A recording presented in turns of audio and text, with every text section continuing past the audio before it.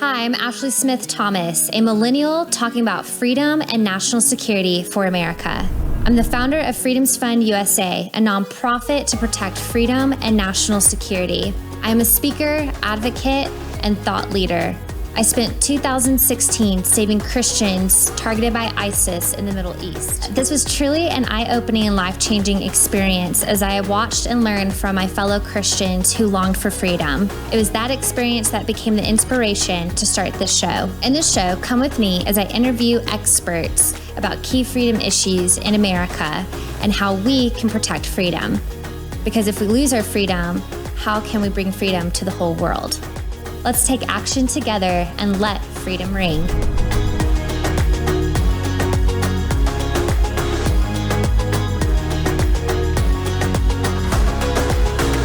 Welcome, my name is Ashley Smith Thomas, and I am the host of Freedom Talks. The purpose of this show is to educate fellow Americans on key freedom and national security issues. I like to bring on subject matter experts to the program to talk about these issues, but more importantly, to educate us on them and then provide us a call to action so we, the people, can make a difference. It's one thing to be informed and to have the knowledge, but then it's what do we do with it? And that's where I believe as giving the power back to the people, we can make a difference.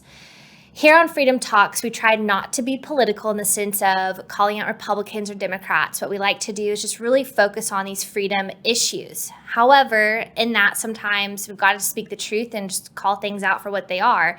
And in that, we're seeing this current administration literally releasing policies out of Washington, D.C. that are impacting everyday Americans. Last week, it was reported that President Biden had gone ahead and signed the Inflation Reduction Act into law. They say it's going to reduce inflation, but yet economists are saying the opposite. And as Americans, regardless of your political affiliation, we are all feeling the cost of everything increasing, from our groceries, our utilities, our energy.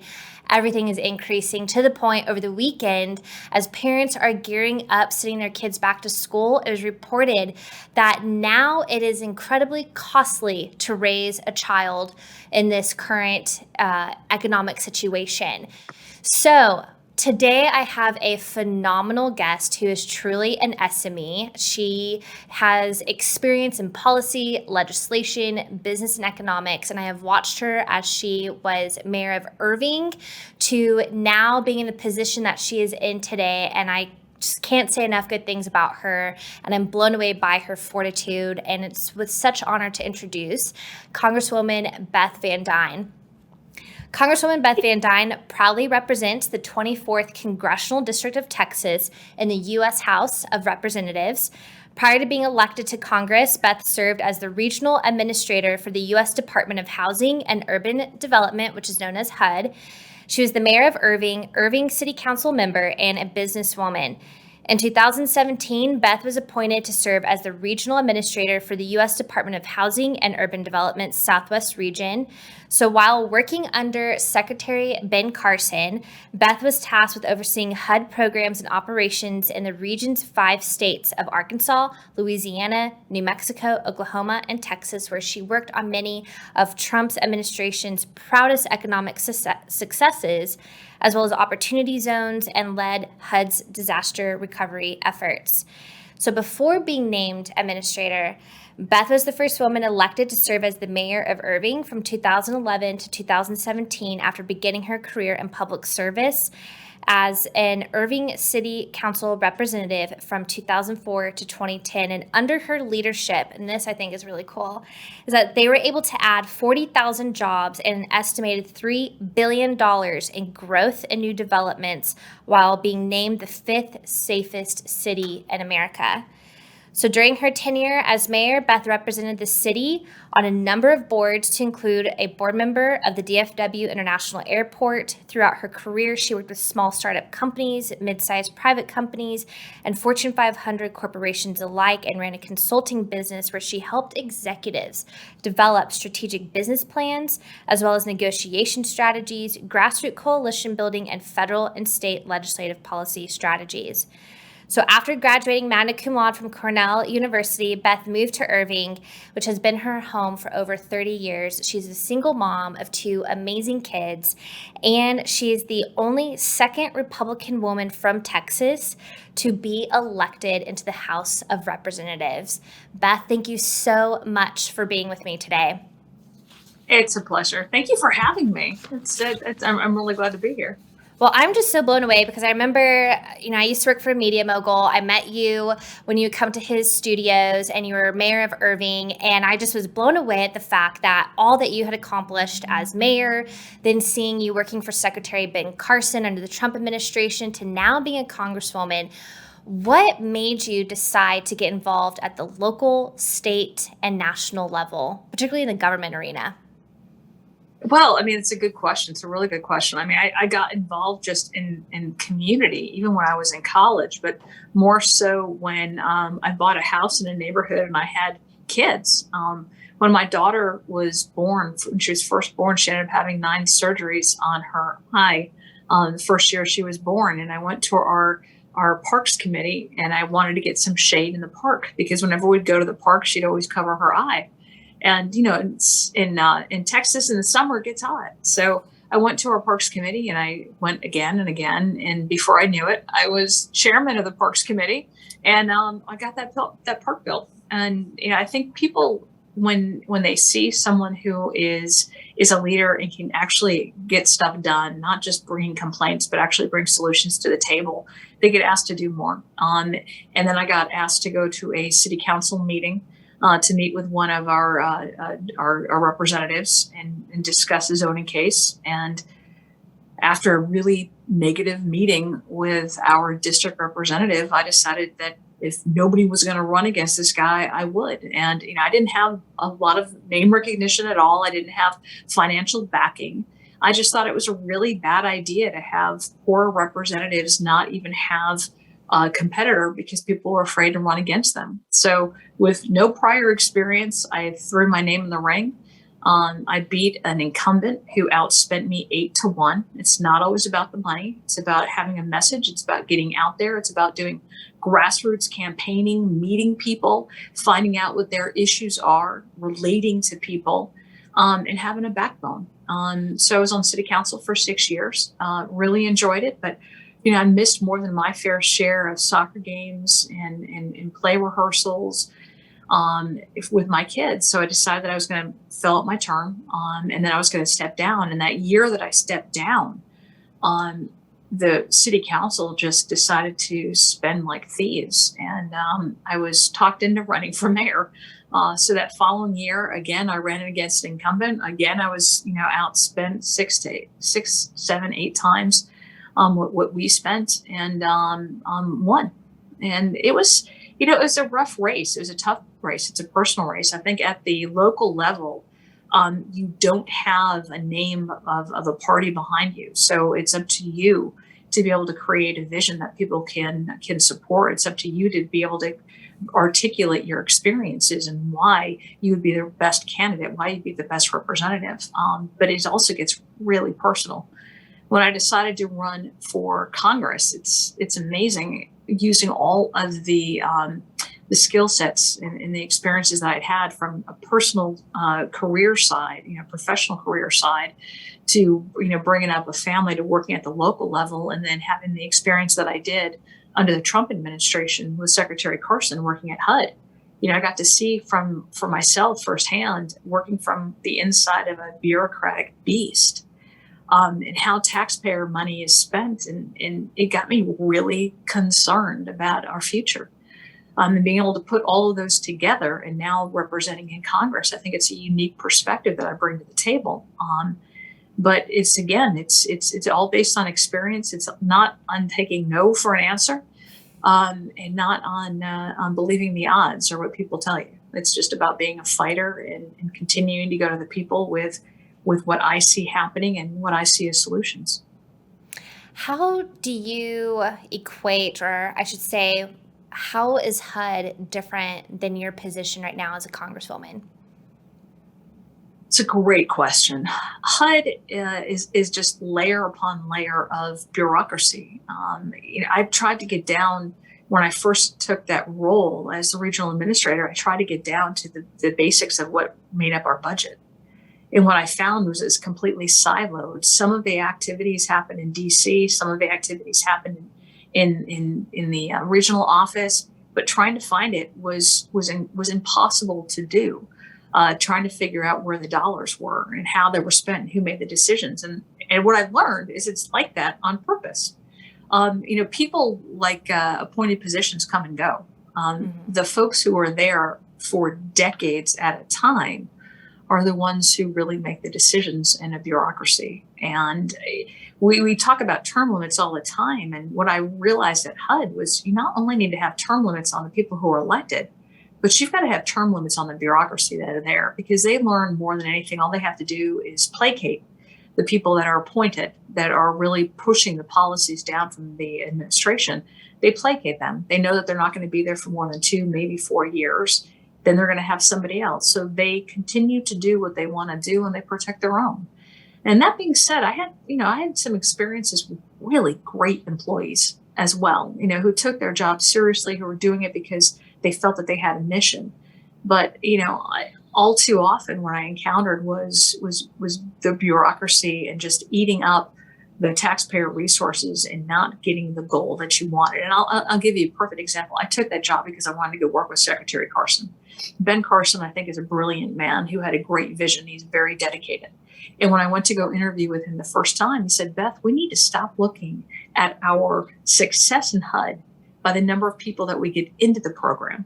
And we need to start looking at the people that we graduate out of the program."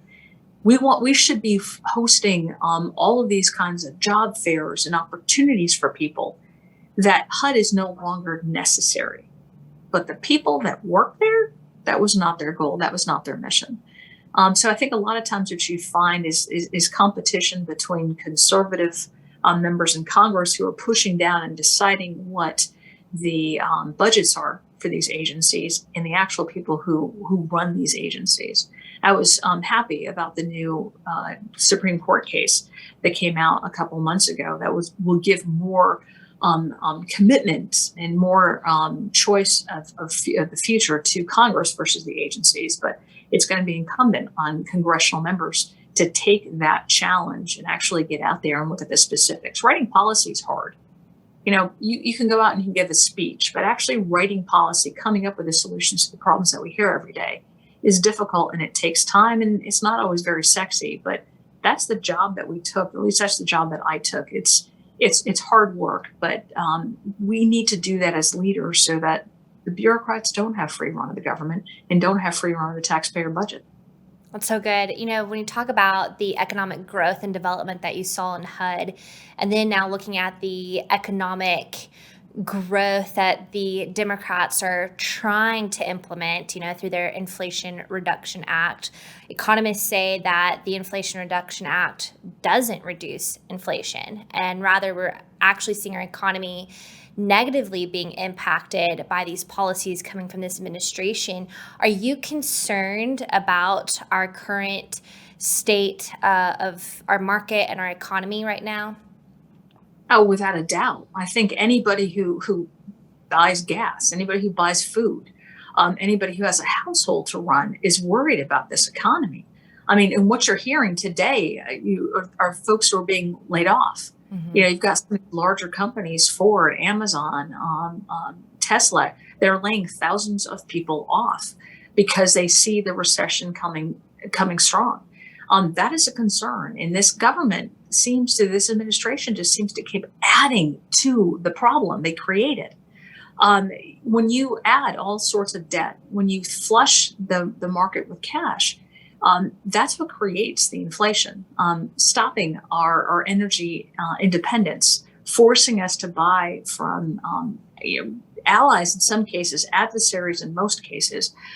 They're forcing our dependence on foreign advocates, foreign adversaries, foreign nations, as opposed to prospering here at home in U.S.-made companies. That is a problem. And what we have seen this administration do over and over again is increase the layers upon layers of bureaucracy, increase the debt, further increase taxes, and then like throw their arms up and like, oh, we had no idea this was going to happen. Yeah. Who's taken Econ 101 can tell you what would happen as a result of their policies directly. And they just keep doing it. You know, the Inflation Reduction Act, which is just an Orwellian language at its worst, that it was not going to reduce inflation. It was never, going to reduce inflation. You talk to some of the members of Congress, the Democrats who supported it, and they could never articulate how it was ever going to reduce inflation. Yeah. But what the professionals said was it's going to increase inflation. It also increases the layers upon layers of bureaucracy. They're talking about adding 87,000 new IRS agents, which is more employees than the FBI, Customs and Border Patrol, Immigrations and Customs Enforcement, and the Pentagon and the State Department put together. That's where the focus is on looking at everyday Americans and going through their taxes and trying to get every penny out of them, as opposed to focusing on protecting our borders, enforcing our laws. Those don't seem to be important to this administration. But nickel and diming everyday working families is the focus, and increasing their taxes and increasing the spend. I had introduced a bill for a small business committee that for every regulation you add, it had to be budget negative or budget neutral. And this was my attempt to be able to codify under the Trump administration what they had. For every one regulation you add, you had to get rid of two. This is a way to codify that. It's also a way to prevent the growth of government. If you can't increase your budget by adding a regulation, it stops those layerings. But this administration seems hell-bent against that and just wants to increase federal government control, federal government debt, and the size of the federal government. I'm glad that you brought up the 87,000 IRS agents, because reports have indicated that the first wave of Americans that they're specifically going to target are those who make $75,000 or less. Then they're going to target those who make under $400,000 or less. And President Biden stated that those who make less than $400,000, their taxes are not going to increase, they're not going to be targeted. Why do you think this administration is wanting to target everyday Americans? What's the purpose behind this? It makes no sense, but do you know? I have not been able to figure this administration out. I cannot defend their actions, nor can I find reason behind them.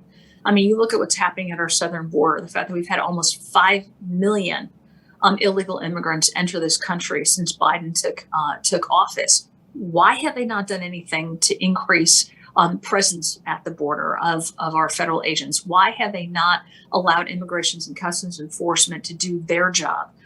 Does not make sense. And what they do is this administration continues to create crisis after crisis and not bring forward any kind of solutions, and then just deny that they had anything to do with creating these problems. I mean, you look at our energy markets, you look at the increase in the cost of gas. From day one, the Biden administration went after jobs. They got rid of the expansion of the Keystone Pipeline. They immediately got rid of 11,000 jobs on day one, and then prevented us from being able to produce more oil by increasing the number of regulations, EPA regulations, and enforcement mechanisms against locally made and produced energy. They attacked the energy industry during Biden's administration. During Biden's campaign, he was very clear in saying that there will be no fossil fuels in the future of this country, that we're going to do everything that we can to destroy them, and they've held true to that. But without having a reasonable and cost-effective solution. People's need for energy is still every bit as much now, if not more, than it was when he was campaigning or took office. They took away those solutions. They increased the cost of them. They prevented them from being produced at a higher quantity. And then they complained that they had nothing to do about it, and they blamed the companies as opposed to their policies. So to try to figure out the reasoning behind the Biden administration's policies and what they say and what they do being completely different, I don't know of any reasonable, rational, educated person that could do that. Well, I mean, it's like the administration likes to change words. Obviously, they like to use pronouns, and then now they're changing the definition of recession and basically saying, hey, nothing to see here, people. But clearly, I mean, the economy is saying something completely different.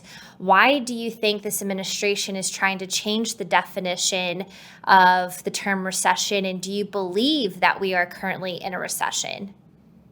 I believe that we are headed to a recession without doubt. When you see inflation like you have seen it, when you have seen our energy prices spike as they have, with no solutions behind it from this administration, only continuous attacks, no solutions to what we're doing on the supply chain.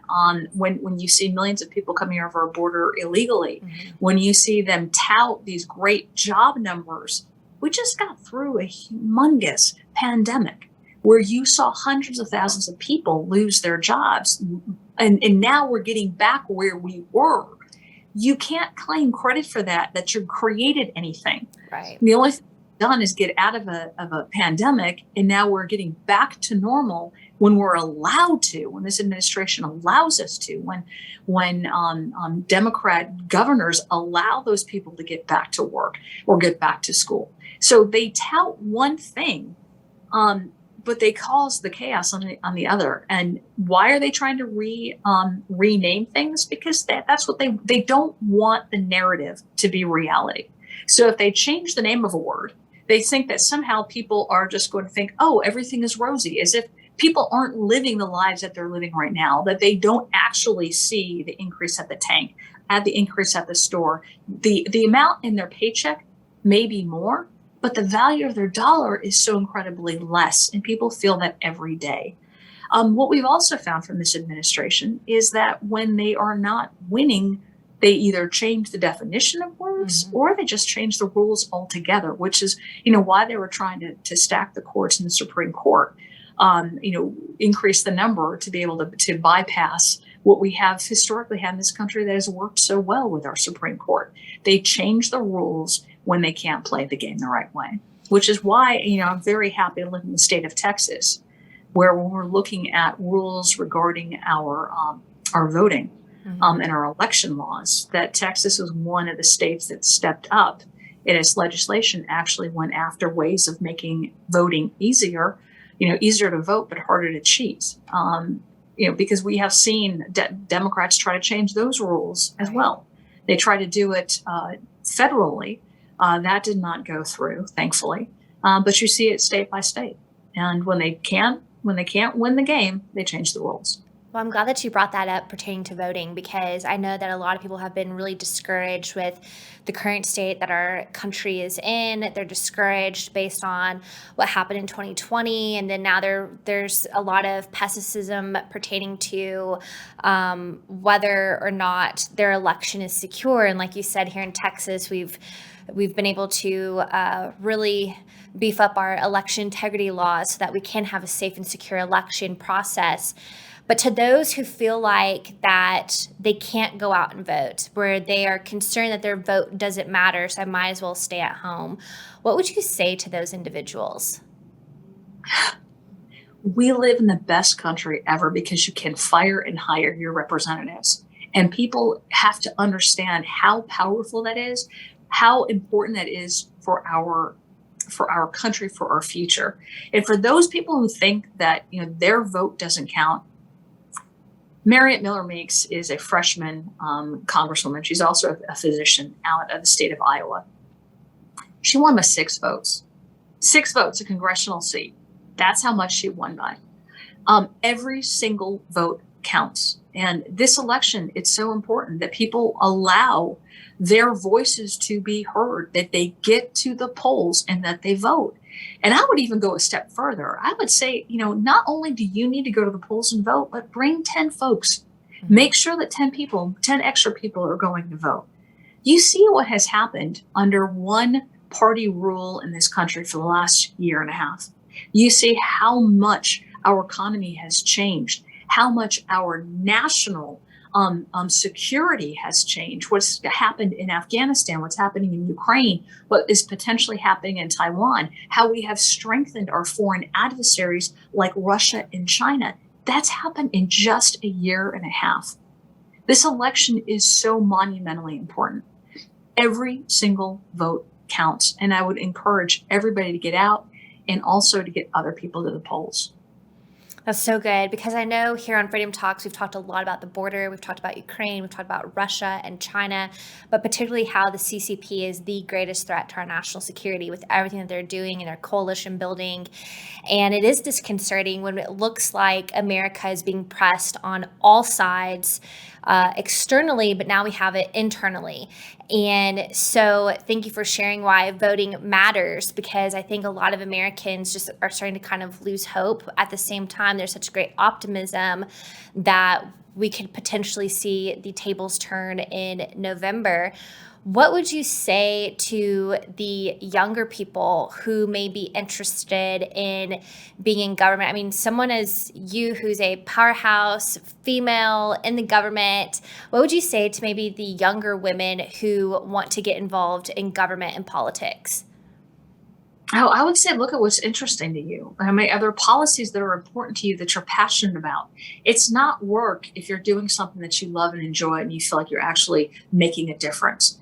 So whether or not that's running for school board, because God knows we need more, more folks to run for school board that actually have our kids' interest at heart. So whether or not it's school board or a local, council, running for county government, working at an office, working for a candidate, or running yourself, we need better people in office. The bar is so low right now. Being a politician is a joke. I always get offended just at being, labeled that. I always say I'm an elected official. I go out and I meet with people. I listen to them. I try to bring their concerns, to the forefront. That's my job. I always say I'm a terrible politician. I don't play that game. If you ask me a question, I'm going to give you an answer. And that is the answer that I would give to any single audience. And I think it's important to be consistent and to be strong with your message. But for the younger generation who you have to understand the decisions that are being made today are going to affect you tomorrow. The debt that is being put on your head is not just going to be on your responsibility to pay off, but on your kids' responsibility to pay off. All of these crises that you see today aren't going away. They're just building and further building. So it's incumbent upon this younger generation to get involved, to make sure your voice is heard, and to do the work. Running for office, supporting a candidate, being that representative takes a lot of time. It takes time away from, what you could be doing, time that you could be spending with family, that you could be spending with friends, that you could be spending on furthering a professional career. It takes time. But we don't have enough people who really are doing it for the right reasons, who are committed to it, who are dedicated servants doing it. So if you've got a passion that you want to see brought to the forefront, I would really, really encourage you to get involved. And if you don't want to run yourself, to get involved in a campaign, because quite honestly, they're fun. We have had some of the best teams, the campaign teams that are out there. I mean, you literally feel like you have been to a war kind of atmosphere. You've got someone that you're trying to beat. You've got a message. You've got limited tools. And you really feel like you've been through a lot when you come out of a campaign, and if you win, it's even that more exhilarating and that much more successful. And the relationships that you build during that time are lifetime friendships. So it's a rewarding experience, and it's also just so important for the future of our country. That's such great advice. I kind of feel like a lot of times people just don't take the time to mentor the next generation and be able to pour into them. So thank you so much for sharing that advice. And I've got one more question for you. What would you say is your call to action for those who are watching? I look at my kids. I've been engaged. My children were 1 and 3 when I ran for Congress, when I first ran for city council. And I always did it for them. It's important to me that every vote that I take, I not only have to look at myself in the mirror, but I also have to look at my kids' eyes, and they're grown now. But it doesn't mean that their future isn't every bit as important. So the call to action is not just for my kids, but for the next generation, for the future generations. We have been given so many phenomenal opportunities at a cost. People who built this country, the men, the women who fought for this country, who gave their lives for this country. did it for a reason. And as much as the people sometimes complain about what we lack here, we don't see people fighting to leave America. We see people risking their lives every day to get here. And there's a reason for that. It is one of the gifts that I believe anybody who's born in this country really has to prioritize and hold dear to their heart and fight for. As Ronald Reagan said, we can lose this in a generation if we don't fight for it. Yeah. And I've put my name out there. I put my time, my family's time on the line, and I'll continue to do so. But my calling is really to see that we don't lose what we've built, that it can only get better. And I want to see future generations be just as much passionate and dedicated to it as I feel I've been. Well, thank you so much for joining us here on Freedom Talks today. And thank you for giving us insight and just advice and just pouring out your wisdom. Truly appreciate you. And I look forward to having you back on the program. I look forward to it. And I appreciate your time. And I look forward to seeing you and your listeners very soon. Thank you.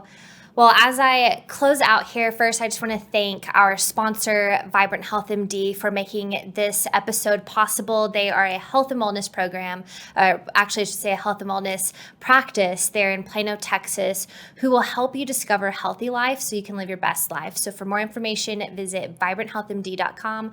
That is vibranthealthmd.com. And as I close, again, I just want to thank Congresswoman Beth Van Duyne for being on our program today. And just in the words that she shared, that it's about the next generation, the future generations, that we don't lose what has already been built. I just want to encourage you to discover what it is that God has called you to do. Discover your skills and your talents, because every single one of us have a purpose here.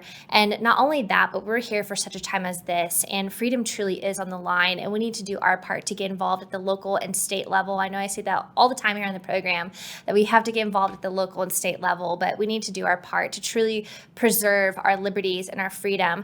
And, I truly believe that when scripture says that righteous are as bold as a lion, we need to be able to be the ones who are bold and do our part. And so I just encourage you to get involved in any way that you can in campaigns. Be sure that you go out and you vote. Doesn't matter, whether you're Republican or Democrat, we are Americans, and we need to do our part to vote and take advantage of that constitutional right that we have. And so I just encourage you to stand strong, because together we will stand for righteousness, speak truth, and protect freedom. Thank you, and God bless, and look forward to seeing you again. Thanks.